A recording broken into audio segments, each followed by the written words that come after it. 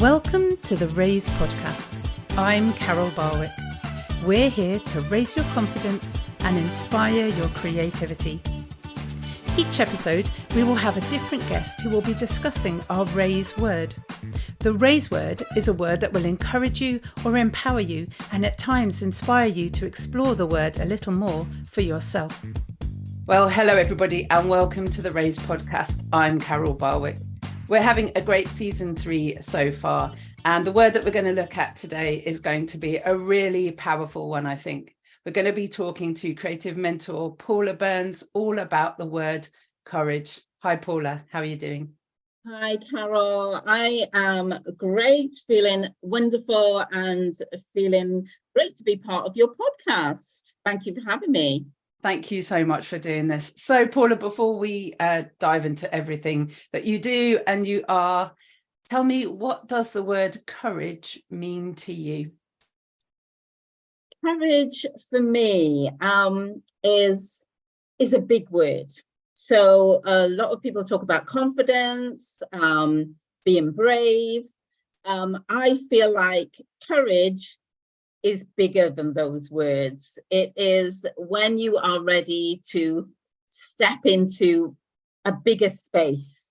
You're ready to make bigger choices, and you're just ready to show up. Wow. Okay, that's great. Well, that is actually was going to be one of my questions later on. So let's have a little look at that now then, because I think people think that courage and bravery are quite similar. So what is it about it that makes you say that courage is kind of even bigger and more powerful than bravery? I think the word in itself has so much power about it. I mean, if you use that word instead of saying, oh, I want to be brave, and you use the word courage, I'm sure most people would agree that it feels bigger than saying, I want to be brave. If you say more like, I want to be courageous, it means that, I'm going to step into this bigger space that I've never stepped into before. And so bravery to me feels more like something you do every day. So I'd just be brave to, maybe talk to someone, brave to do something a little bit different. But when I'm saying that I'm going to be courageous and I'm going to have courage, it means that I am going to take a big leap of faith. Yeah, I love that. I think, I wonder if bravery is almost like a short-term thing, because it takes bravery to for a fireman to go into the situation where the fire is and get the people out, but it takes courage to be a fireman in the first place. Yes. So I think what you said about it being such a big word is exciting, and I'm looking forward to seeing how that is all going to kind of unpack as we talk during this episode. Tell us a little bit about your journey, Paula, and what you do for people, because you do some fantastic things. Well, my journey is quite a bit of a journey, actually. As you said, I'm a creative business mentor. So basically what I do is I help business owners to, step out of the norm and find creative ways to show up and be noticed as an individual and with their business. So I have this knack of being able to look at someone's business or talk to them about the challenges that they're facing, and then come up with unique things that they could do that they possibly never thought about. And it's not the general stuff that, you hear a lot about in business, and people say, yeah, you need to show up regularly, you need to be consistent, you need to do all of those things, which is absolutely true. Yeah. But how can you do something that is completely different from everybody else, but still aligns with you? Because I think that's very, very important. I always want to, with all of my clients, I always want to find out the type of person they are. What do they believe in? What do they love? What are they passionate about?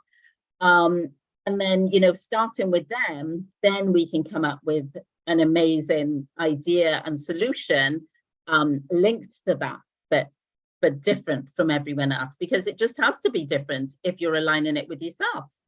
So yeah, that's what I do as a creative business mentor. But I started out my whole business life as a wedding planner, venue stylist, special event, and I still do that at the moment. But what I found is I've now split my time now over between the weddings and events and the mentoring, and I feel like I'm moving more into the mentoring side now, because I feel absolutely so passionate about it and really fulfilled when I do it. So and not that I don't feel fulfilled when I'm doing weddings and events, but it's just like a transition. It's more of a transition for me. Yeah, absolutely love it. And how did you find the whole events planning and that kind of situation through COVID? Because that must have changed things for you quite a lot and forced your hand a little bit on it absolutely did. Before COVID, I was already dabbling in the business mentoring side, because it was something that I knew that I wanted to get involved in more. But definitely once COVID hit, it pushed me to create and develop my packages more, and to move more into that space. So yeah, everything stopped. Everything came to a standstill in terms of weddings and events. What I did with that business as well is I then created a lot of online support for weddings and events. So a lot of the time before COVID, my time was spent on the job. So setting up, being there in person, managing all of that, which I said I still do, but obviously more limited now.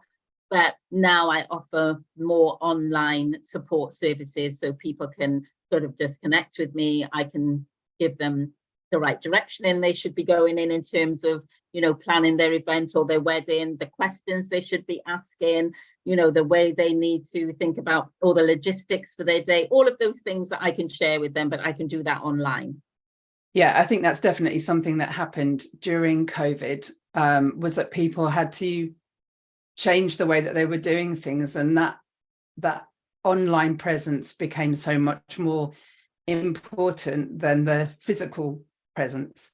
And even though that physical presence is now back and as important, being able to use your time in a more constructive way and do things online as opposed to in person where appropriate, I think has been important for so many people. Yeah, I feel with all of the tools that we have now, those are even more available for us now since COVID. There's all these online tools that we can use.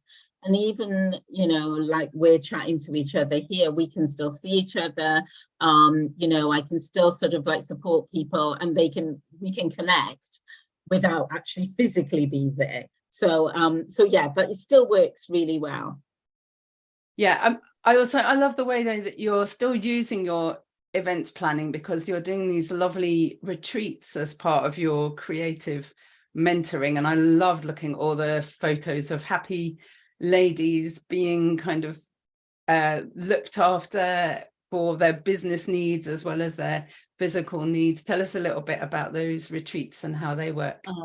Well, do you know what? That's like a passion for me, that I saw the opportunity, and I first of all found the location, and I just thought, and the house that I ran retreats in, and it just felt right, like the right space to have women come together and reconnect with themselves, reconnect with their journey and their life and what they wanted to do in their lives.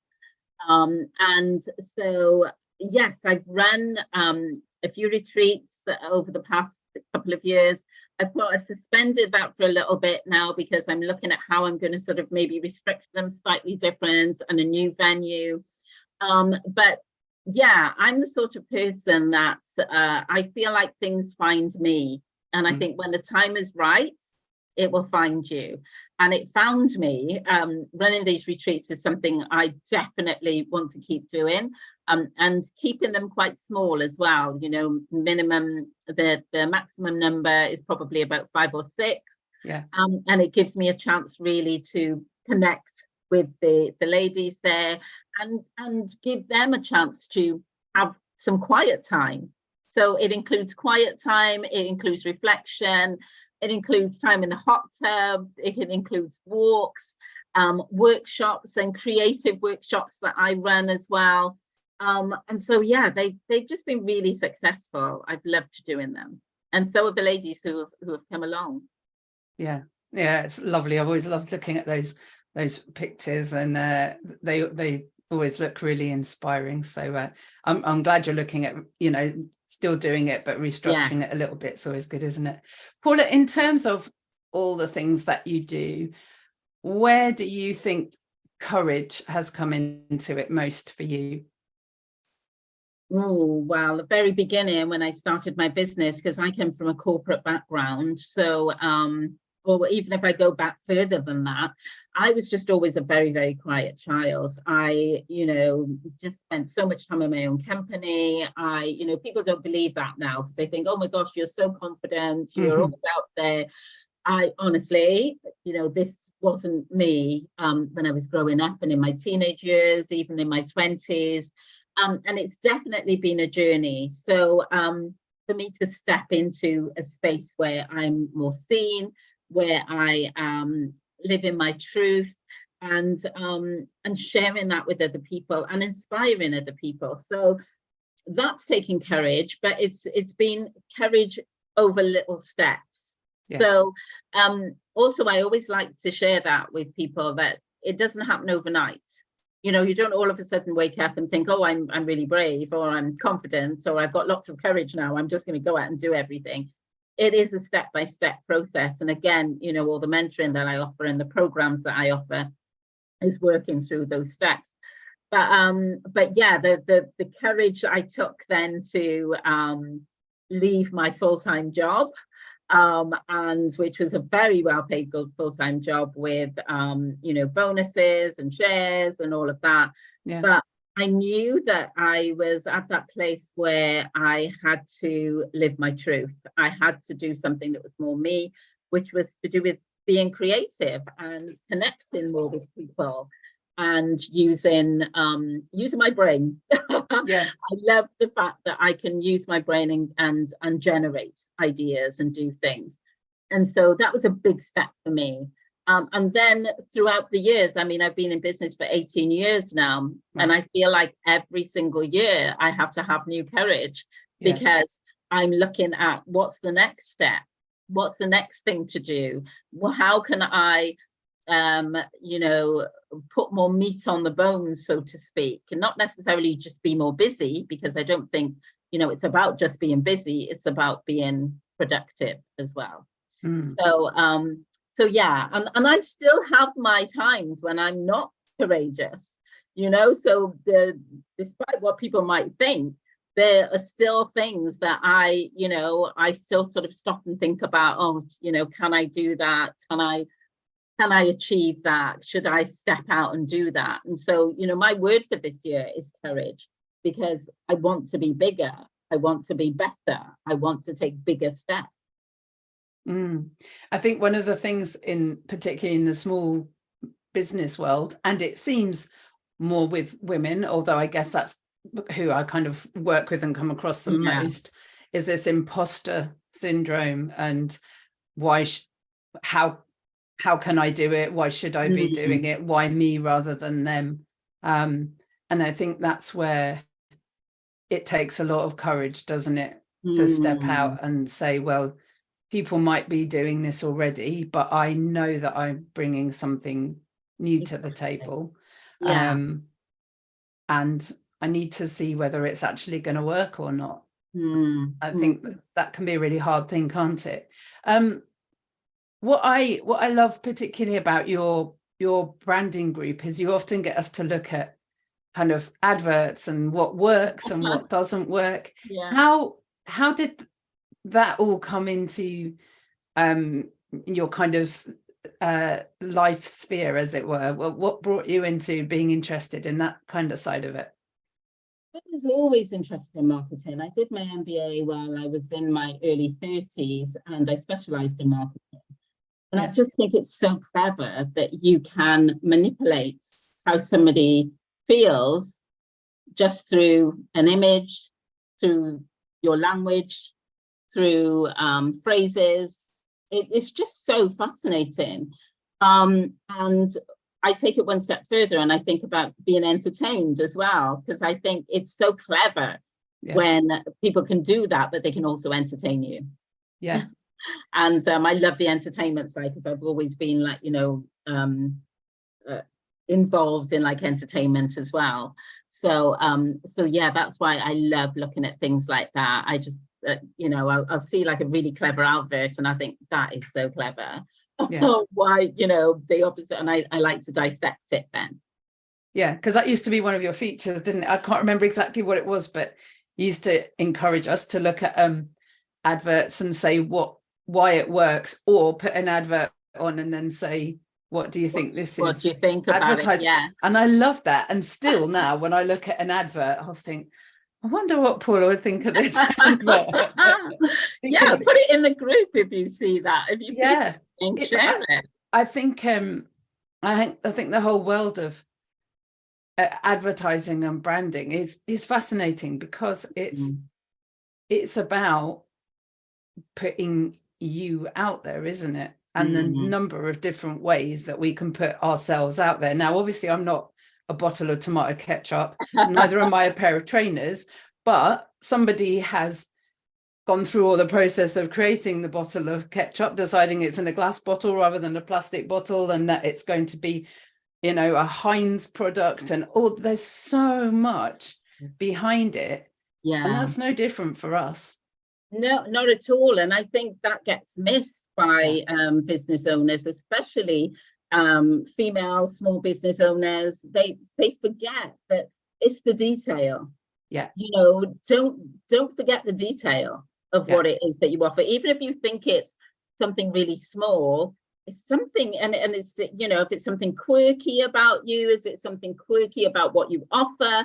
How can you incorporate that in your business? It's not about, I think a lot of the times we think, well, how can we make ourselves smaller? And it's not about making yourself smaller. It's about making yourself bigger.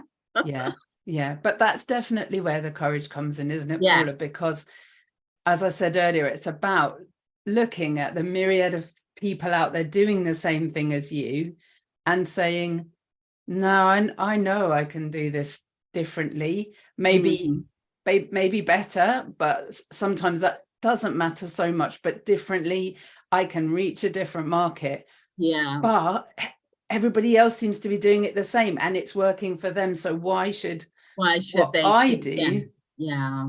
And I think that's where the courage comes in. It does. And again, I think that's why I bring something else to the table in terms of how I mentor, because it is okay.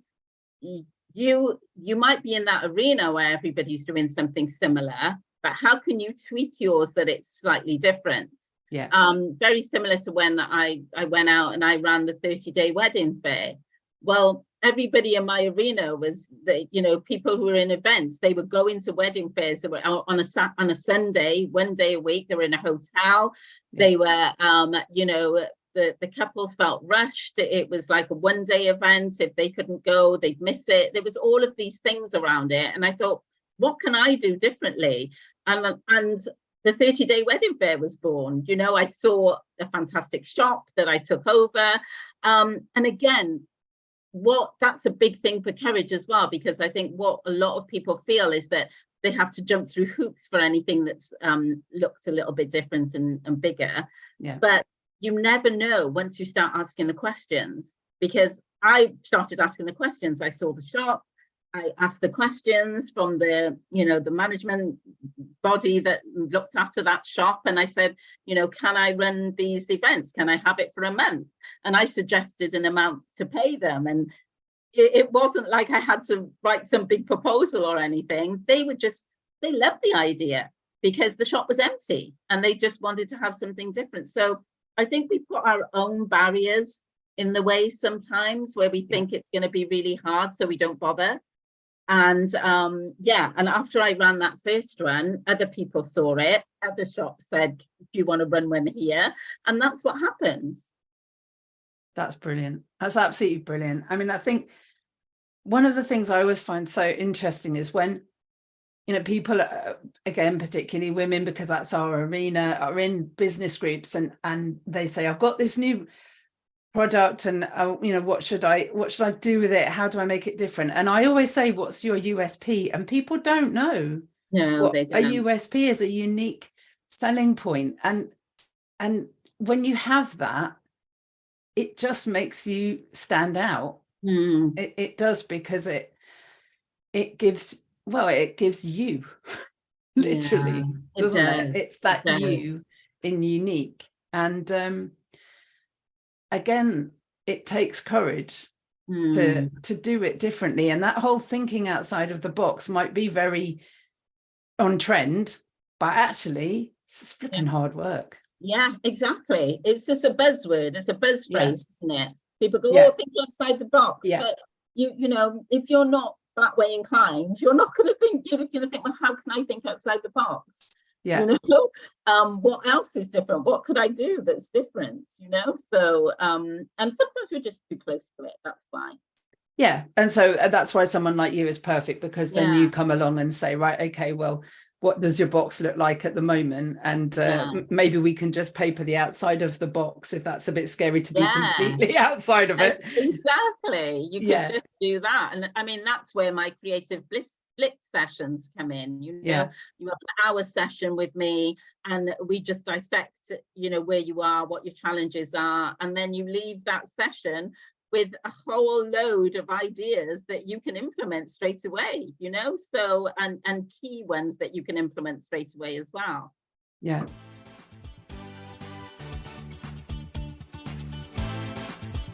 It's been brilliant to talk to Paula today about courage.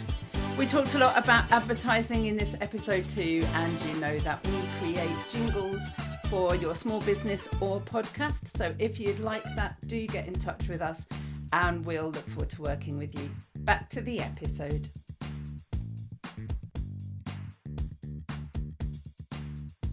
So we talked a lot about the business world, obviously, because we are both very firmly in it.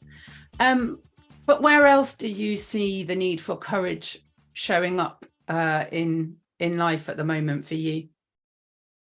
It's in the personal stuff that you do every day and things that you aspire to do. I mean, for me, I love to travel. Yeah. I love going to new places. I also love people. So I love to be around people that make me feel good, have got the same energy as me. But for some reason, I'm not sure what it is, but I really feel this pull to travel somewhere on my own. And I've traveled on my own before, in terms of I've flown on my own and I've gone somewhere, but I've always been meeting somebody there.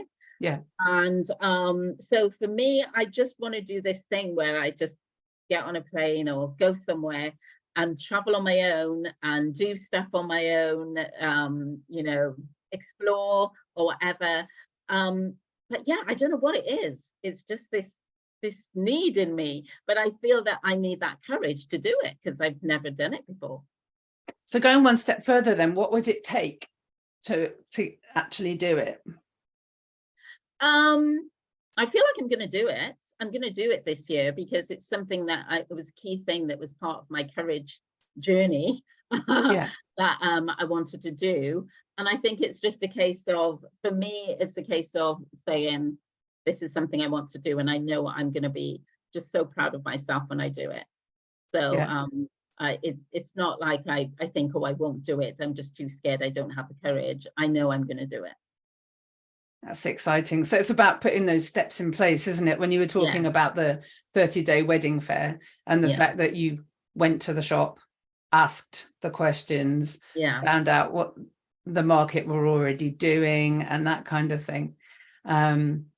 So yeah, I think putting those kind of initial steps in place helps give you a bit of courage, doesn't it? One of my favorite words is encourage. And I love to think of that word as literally putting courage into other people. And I wonder what kind of encouragement it would take from others to kind of light that fire within you to do something different. Yeah, I think it's because I think what's already lit the fire is the fact that I've seen other people do it, and I love looking at their stories. I fill myself with these stories of people who have done it, and they're out there and they're just, you know, exploring the world, and it just gives me that feeling that I want to do that. And so, yeah, they're inadvertently encouraging me to do it. But yeah, I think the more I see that, one of my favorite films is Eat, Pray, Love. Yeah. And I just love the fact that she just went off and traveled. I think that was one of the first times that I felt that pull. Yes. And every time I see something that's similar, I just feel so emotional. I really don't know what it is. I just feel like I need that time. I mean, I don't mind my own space, so I'm happy to be in my own space. You know, in general, I can be alone. I'm not somebody who needs to have lots of people with me, but I feel like it's going to be an even more special experience if I'm exploring somewhere new on my own. It allows for that kind of almost spiritual guidance, doesn't it? Yeah, to really listen to the inner voice and do whatever that is speaking to you at the time. And I think that it does take courage to listen to that, but also that it can be really exciting, can't it? That you need your own space. I know. It's maybe that thing where you're not waiting for the group or the people who are with you to say, oh, let's do this or let's do that. It's like, I can do my research and think, I'm just going to go and visit here or visit there. And then I'm just going to talk to people while I'm there. And, you know, it's that freedom. I hear people, they're very liberated when they go off and do this. Yeah, we had a brilliant Vanessa Ferrero on our very first episode of season 3 talking about adventure and the fact that she went from being a lady who's married and living in Bradford to now being on her own on a mountain in Colombia, having built her own house.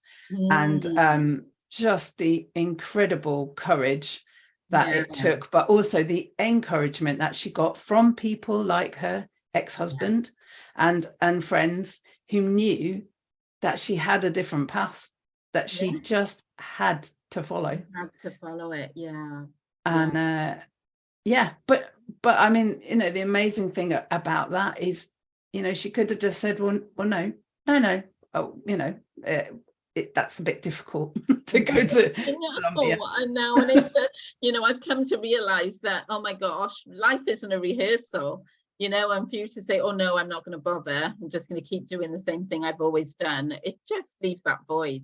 You just can't. I mean, when you get to that place where you're ready, you're just ready and you have to do it. Yeah. I wonder how much COVID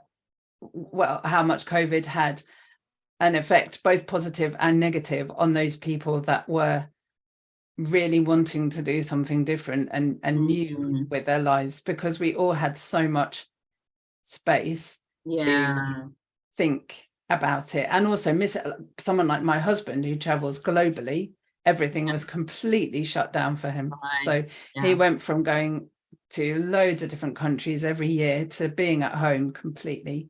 And you could see that yearning in him to just be able to go to different places again, and now he's back able to do it. But there will be people that, you know, had that need, that will now just be going and doing it, because we don't ever want that kind of barrier again, that restriction again. Exactly. But conversely, there will be people that had that desire who now have a real fear and lack of confidence in traveling anywhere, let alone traveling alone. And the courage that takes sometimes for people now to even leave their house on their own. And as you said at the top of the podcast, courage is a really big word, isn't it? It really is. It really is. Where do you see your courage taking you in the future, aside from going and traveling on your own, which we'll be excitedly watching? Literally your journey. Definitely. I'll be sharing it in my stories, and then Yeah, you will. So will we. So my courage, where do I see it taking me? I feel like eventually something I would love to do is to be able to travel but still work from anywhere, and be in a hot country during the winter time. So yeah, the winter I don't do very well with cold weather, and sunshine is just my happy place. Yeah. So ideally that's what I'd love to be able to do, is to be in a position where I can sort of be somewhere for 3, maybe 4 months of the year during the winter, still be, you know, running my business from wherever I am, and so I can still take advantage of being in the sunshine. Yeah, the sunshine is a lovely thing, isn't it? If that's what you enjoy. I find that I do a really lovely well-being session, and the teacher always talks about, when we do our relaxation time, having the warmth of the sunshine on your face, but just the right temperature, because otherwise, you know, you're lying there thinking, I'm going to burn. Not so relaxing. And just really, you know, having the people around me that like me out. I think, you know, just being around my special people, friends, family, and, you know, having the freedom to live. Yeah. Which again can really take courage, can't it, to live the way that you want to. And we talked earlier about, you know, the voices of other people. I wonder how much that has impacted you in terms of either feeling encouraged or maybe discouraged. How do you? I think sometimes what can happen is that no one else knows the journey that you're going on. Yeah. No one else knows how you feel inside, the emotions you're feeling, you know, the things you want to be courageous about, what means a lot to you. So I feel like, you know, people around you can give their advice, which is great. But, you know, at the same time, they not always can understand where you're coming from. Yeah. So yeah, sometimes it can be like really great encouragement, and then there's other times when you find yourself trying to explain, you know, I'm you know, trying to explain who you are as an individual and why you want to do certain things. Yeah, so I think, you know, it's a case of being so clear about who you are as an individual that you can explain to a certain extent, but then you have to just believe.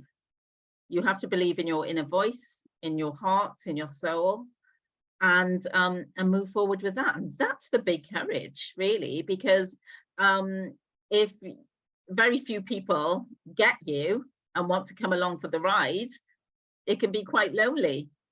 But you have to have the courage to think, do you know what? I know this is my path. I know this is what I need to do. And once you move into that space, you will see the difference it makes in your life. Yeah. Yeah. I mean, I think that's the difficult thing about being a pioneer, isn't it? Because you do something that is so totally different to what other people are doing. And it's hard to find other people that are doing the same things as you. So then you either need to align yourself with other pioneers who are also doing completely different things, but in the same way, if you see what I mean. Yeah. Or you have to really allow that inner voice to be your anchor. And whether that inner voice is God for you or is yourself, it is that belief that you talked about, isn't it? Yes. Yeah. And that can be hard when you get, you know, kind of swayed and tossed around. It's hard to maybe trust in that. But again, I guess that's where the courage comes in. There's a wonderful song that Ed Sheeran's done at the moment about The waves won't break my boat. Have you heard it? Oh, I haven't heard that. I love his songs. Yeah, it's a wonderful one, and it's basically about being on the storm, but he's saying about the waves, they won't break my boat. And I think look into that one. Yeah, it's again, it takes a certain amount of courage, because it almost feels a little bit like you're saying, bring it on then, let's have the storm. I'm telling you, it's not going to break my boat. And there's always something that's going, really? That sounds like a challenge to me. Let's see if we can break your boat this way. Yeah, whenever you say you're gonna have courage to do something, there's always something that comes in the way and tries to stop you. So yeah. What do you do in those situations when you feel the waves coming? Refocus. Yeah. Stop, be still, say a prayer. Yeah. Listen to the inner voice. Because it could be that I'm slightly going off course. Yeah. Or it could be that, this is the right thing, and you'll feel it. If you listen to that inner voice, it always tells you what to do. Yeah. Always.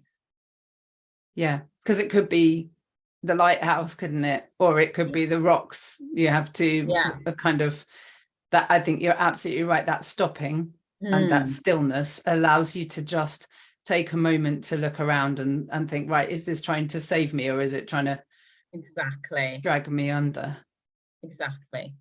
And so, I tend to now I've got to the place in my life where if something doesn't work out, I understand that it means that it wasn't meant for me, rather than going, oh, I wonder why, what did I do wrong? Why should I have done this? Blah, blah, blah. Yeah. I feel if something is meant for you, you will have it. Yeah. If it's not meant for you, then, don't try and fight to have it. Yeah, yeah. And it's understanding the difference, because obviously sometimes some situations can be challenging and you have to fight, you have to be strong, and you have to work your way through it.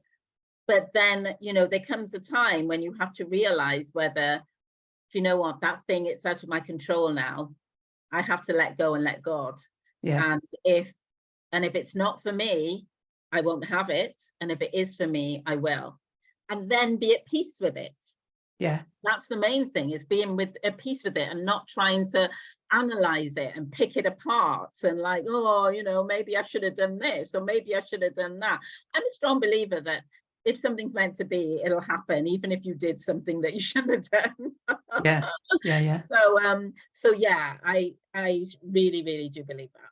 Yeah. There's a real courage in letting go, though, isn't there? And I think, again, for people that run businesses, the courage of letting go is huge, because it's, well, what do I face if I let it go? And obviously in my personal journey, I've seen that so clearly over the last 3 years, that God has literally taken things out of my hands. And the courage to say, right, okay, I still don't think you're telling me to stop completely, but the things I've had to let go in the process. What do you think how has that made you feel, though, eventually, though, if you've let it go? Have you looked back then and realized, I should have let it, Thank you for asking.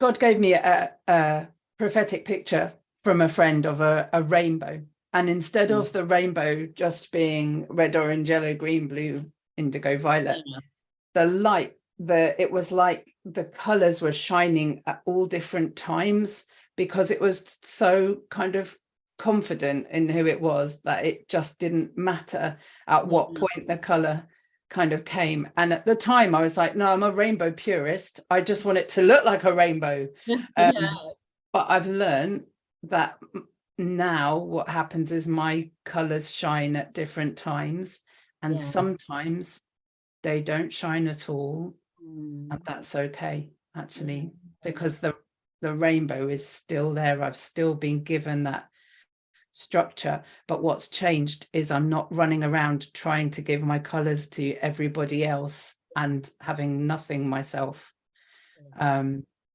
but that's taken an awful lot of courage to not just try and give out all the time, because my giving was my my identity.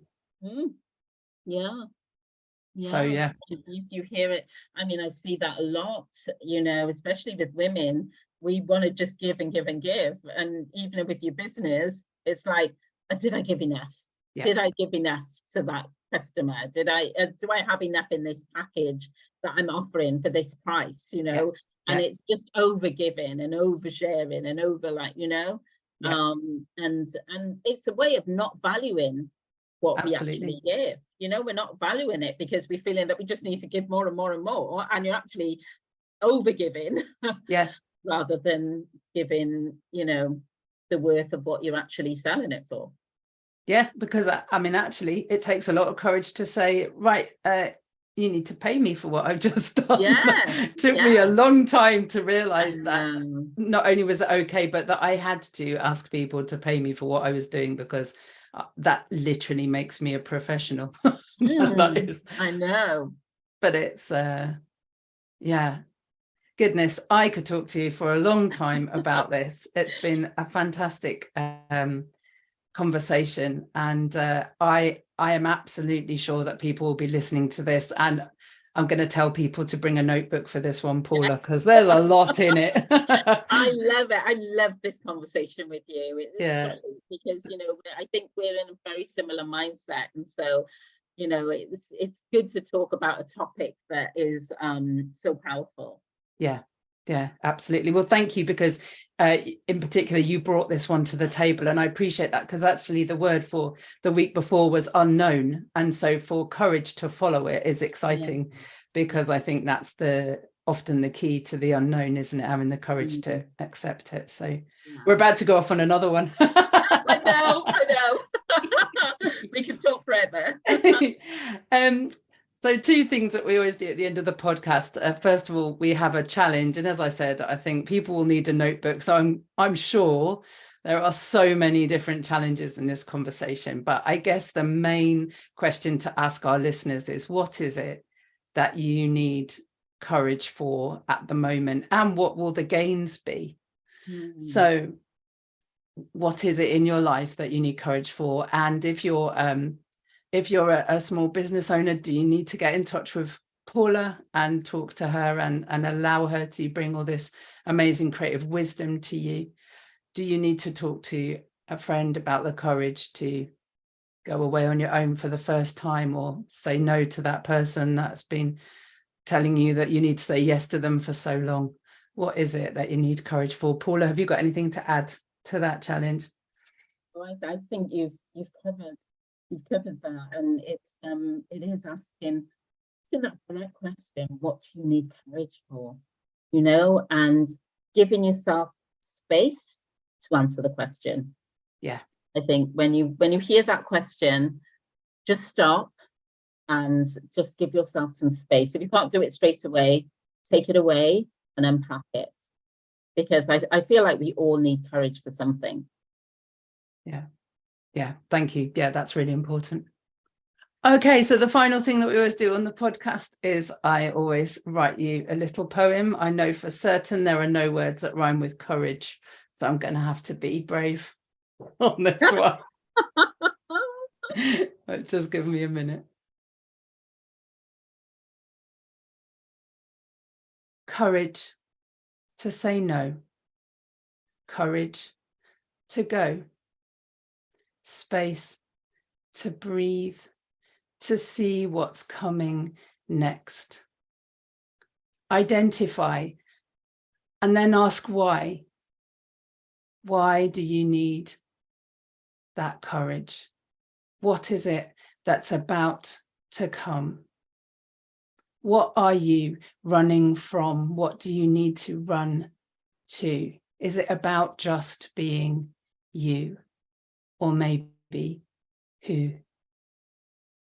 Look around, listen to sounds, make sure that the rocks that are dragging you under aren't really a lighthouse that are wanting to protect.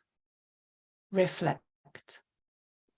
Be aware of the fact that the world needs you, and take courage.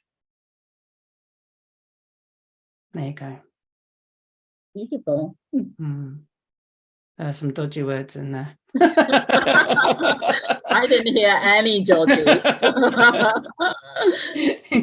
Thank you. I always say that those poems are just because the guest inspires me so much, and there was so much packed into our episode. So thank you. Thank you.